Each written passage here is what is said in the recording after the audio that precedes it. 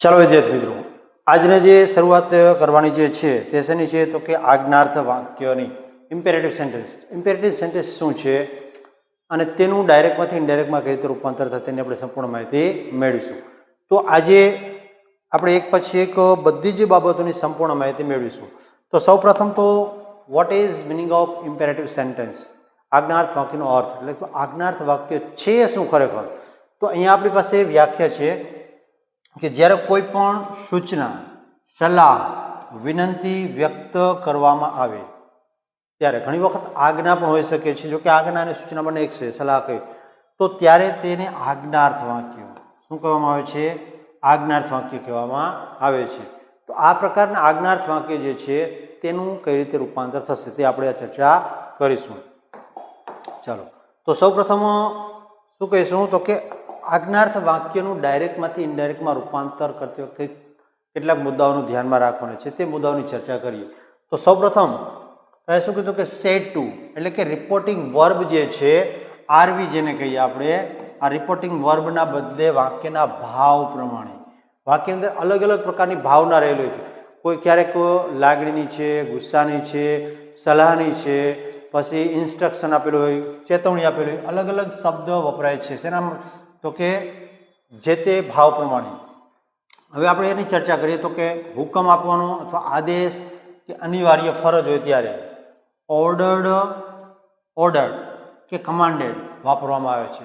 Ordered અને કાં commanded કેવો ભાવ હોય તો કે હુકમ હોય, આદેશ હોય અથવા અનિવાર્ય ફરજ કે ભાઈ આવું કરવું પડશે, એના વગર ચાલશે નહીં, તો ત્યારે આ બેમાંથી કોઈ પણ આપણે શબ્દ વાપરી શકીએ છીએ. ક્યારે તો કે સેડ ટુ ના બદલે. પછી વિનંતીનો ભાવ જ્યારે હોય તો ત્યારે શું વપરાય છે તો કે રિક્વેસ્ટેડ. જ્યારે વિનંતીનો ભાવ કોઈકને વિનંતી કરવામાં આવે, મહેરબાની કરીને આવું કરો, આ રીતની જ્યારે વિનંતી કરવામાં આવેલી છે ત્યારે શું તો કે રિક્વેસ્ટેડ વપરાય છે.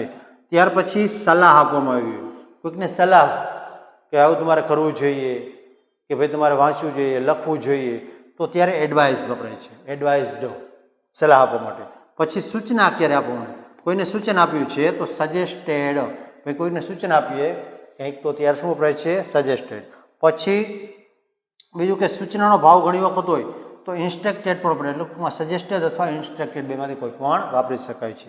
પછી સેડ ટુને બદલે ટોલ્ડ કે આસ્ક્ડ પણ વપરાય છે. માની લ્યો કે ક્યારે એવું ખબર આપણને ન પડે તો એમાંથી કેવા પ્રકારનો ભાવ છે, તો ત્યારે અંતિમ રસ્તો એ કરવાનો છે કે શું વાપરી દેવાનું છે? ટોલ્ડ વાપરી દેવાનું છે. આસ્ક્ડ સામાન્ય રીતે નહીં વાપરવાનું, પણ કદાચ તે વાપરો તો પણ ચાલે. તો અહીંયા જ્યારે ન સમજણ પડે કે ભાઈ કેવા પ્રકારનો ભાવ છે તો એક માત્ર રસ્તો એ કે તેની જગ્યાએ શું વાપરી દેવાનું છે? ટોલ્ડ. બરાબર, તો આ પહેલો નિયમ છે. ચાલો, ત્યારબાદ ચર્ચા કરીએ બીજા નિયમની. તો બીજા નિયમમાં શું કીધું છે કે રિપોર્ટેડ સ્પીચના વાક્યને શેના દ્વારા જોડવાનું છે તો કે ટુ વડે. અને અગાઉ આપણે જોયું હતું કે જ્યારે વિધાન વાક્ય હોય તો ધેટ વડે જોડતા હતા, પછી પ્રશ્નાર્થ હોય તો ઇફ, વેધર અથવા તો WH શબ્દ વડે. પણ હવે અહીંયા શેના વડે જોડવામાં આવે છે તો કે ટુ વડે જોડવામાં આવે છે. પછી વાક્યમાં વપરાયેલ પ્લીઝ જેવા શબ્દ નીકળી જાય છે, વિનંતી સૂચક શબ્દ જે હોય છે તે કાઢી નાખવાનો છે. પછી સર્વનામના ફેરફાર બોલનાર અને સાંભળનાર પ્રમાણે. આ ફેરફાર જે છે તે બોલનાર અને સાંભળનાર પ્રમાણે જ થશે, સર્વનામમાં ફેરફાર, જે અગાઉ આપણે ચર્ચા કરેલી છે. પછી આજ્ઞાર્થ વાક્ય હોવાથી ક્રિયાપદને ટુ લાગવાથી ઇન્ફિનિટિવ બને છે. ટૂંકમાં કહીએ તો આજ્ઞાર્થ વાક્ય છે તે શરૂઆત કેનાથી થાય તો કે હંમેશા ક્રિયાપદથી શરૂઆત થાય. તો આ ક્રિયાપદ જે છે હોવાના કારણે તેની આગળ ટુ લાગતું હોવાથી તે શું બની જાય છે તો કે ઇન્ફિનિટિવ બને છે. એટલે કાળની અંદર ફેરફાર કરવાની સંભાવના નહીવત રહેશે. તેથી તેના કાળમાં ફેરફાર થતો નથી. જો આપણે કહ્યું ને કે કાળ નહીવત, ભાગ્યે જ, લગભગ ક્યારેય થશે જ નહીં, પણ તેમ છતાં યાદ શું રાખવાનું છે? કાળમાં ફેરફાર થતો નથી. પછી છઠ્ઠા નંબરનું, જો આજ્ઞાર્થ વાક્ય નકાર હોય તો, ઘણી વખત આજ્ઞાર્થ વાક્ય નકારમાં હોય તો ત્યારે શું છે એટલે કે ડોન્ટ કે ડુ નોટ હોય તો વાક્યને ઇનડાયરેક્ટ સ્પીચમાં રૂપાંતર અથવા તો ફેરવવા માટે, રૂપાંતર કરતી વખતે તો ફેરવતી વખતે શું વાપરવામાં આવે છે તો કે નોટ ટુ થી જોડવામાં આવે છે. જ્યારે આપણે સામાન્ય વાક્યને ટુ વડે જોડીએ છીએ તો નકાર વાક્ય હોય તો શેના વડે? તો કે નોટ ટુ વડે જોડવામાં આવે છે. આ ખાસ યાદ રાખશું. તો આ છે મુખ્ય નિયમો. હવે જોઈએ આના વાક્ય કે કઈ રીતે ડાયરેક્ટમાંથી ઇનડાયરેક્ટમાં રૂપાંતર થાય છે. ચાલો પ્રથમ વાક્ય જે છે તેની શરૂઆત કરીએ. તો પ્રથમ વાક્ય, the master sad to the servant, get out of. Master માલિકે કહ્યું તેના નોકરને કે જતો રહે. હવે અહીંયા માલિક છે તો શું કરે તો કે ઓર્ડર કરે છે. તો હવે સેડ ટુ ના બદલે શું આપણે તો કે માસ્ટરનું માસ્ટર આપણે જોઈ શકીએ છીએ. પછી સેડ ટુ ના બદલે જો તમને કહ્યું તેમ ઓર્ડર્ડ. અને હવે આ સર્વન્ટનું સર્વન્ટ એટલે કે સાંભળનાર જેમ તેમ. હવે જ્યારે આ રિપોર્ટેડ સ્પીચના વાક્યને જોડવાની વાત આવે છે ત્યારે હમણાં જ આપણે કહ્યું શેના વડે જોડવાનું છે તો કે ટુ વડે જોડવાનું થાય. તો અહીંયા જુઓ ટુ પછી આ get out of, two get out of આ પ્રમાણે. બીજું વાક્ય, I said to him please give me your book of. તો અહીંયા પ્લીઝ શબ્દ આવ્યો છે તો વિનંતી કરી છે. તો અહીંયા શું કીધું આઈનું આઈ રહ્યું છે, પછી સેડ ટુના બદલે રિક્વેસ્ટેડ આવ્યું, હિમનું હિમ રહ્યું છે. અને આપણે કહ્યું હતું ને પ્લીઝ જેવા શબ્દને શું કરવાનો છે કાઢી નાખવાનો છે ડાયરેક્ટમાંથી ઇનડાયરેક્ટમાં રૂપાંતર કરીએ ત્યારે. તો અહીંયા પ્લીઝ શબ્દ નીકળી જશે અને પાછળ અહીંથી આ વાક્ય છે એને ફેરવવાનું. તો ગીવ એની આગળ શું લાગ્યું છે ટુ, તો ગીવનું ગીવ. પછી મી અહીંયા બોલનાર આય છે એટલે મીનું મી રહ્યું છે. પછી હિમ આ યોર છે એટલે કે આપણે હિમને કહ્યું છે તો અહીંયા હિમ એટલે કે હીઝ. તો અહીંયા હીઝ તો શું કીધું to give me his book of આ રીતે તેણે કહ્યું. પછી number 3, the teacher said to the students be regular. તો અહીંયા શિક્ષક છે વિદ્યાર્થીને શું સલાહ આપે છે કે ભાઈ નિયમિત બનો.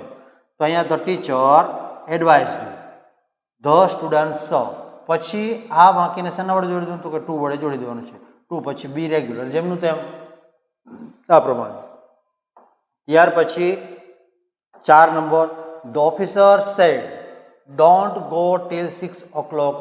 અહીંયા સાંભળનાર વ્યક્તિ હાજર ન હોય તો પણ સેમ ફેરફાર થશે, કોઈ નવું કંઈ કરવાનું થતું નથી.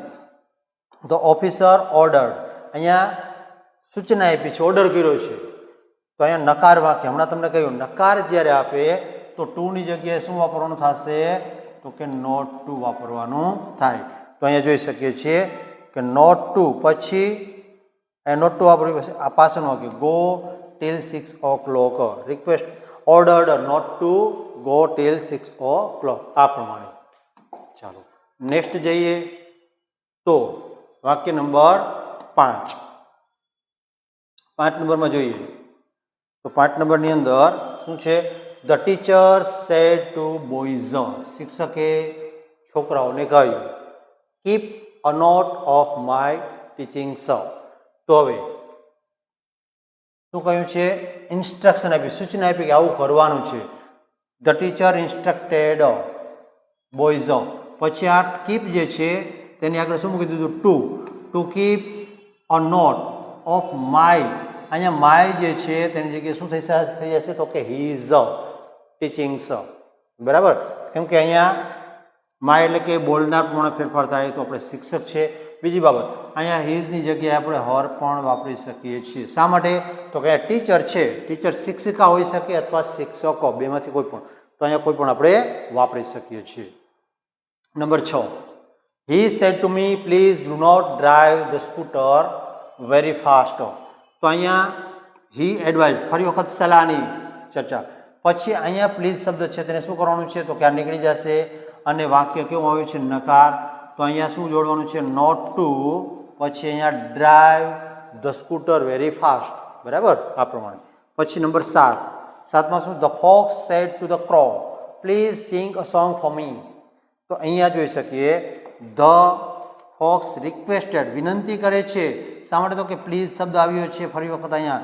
તો પ્લીઝ શબ્દ છે તો વિનંતી અહીંયા requested the fox requested the crow. પછી આ શબ્દને કાઢી નાખવાનો છે અને સિંગ જે છે તેની આગળ શું મૂક્યું છે તો કે to sing a song four it.